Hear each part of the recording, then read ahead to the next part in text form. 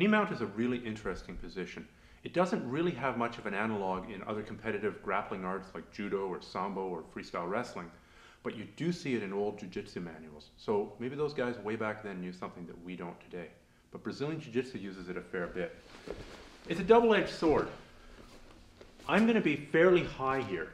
My center of gravity is higher and is less stable than the other pinning positions where I've got a lot of body-to-body contact. On the other hand, I'm putting a ton of pressure onto him.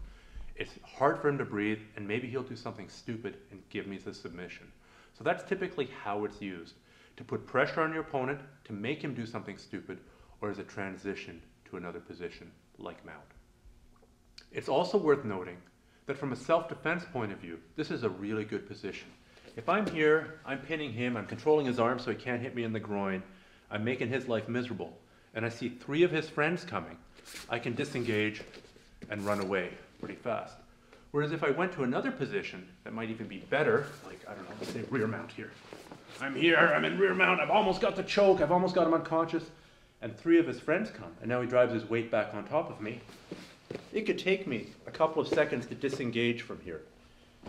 You know, it would be an added step before I could bolt and run. So from a self-defense point of view, I think knee mount is really useful. Also, from an MMA point of view, this is probably the most powerful way that you can hit your opponent. Even more powerful than in mount, which we'll get to in a second. You can really drop a ton of weight down because you're so upright. So it's a very powerful position for putting weight onto your opponent and for hitting, and useful in a self-defense context too.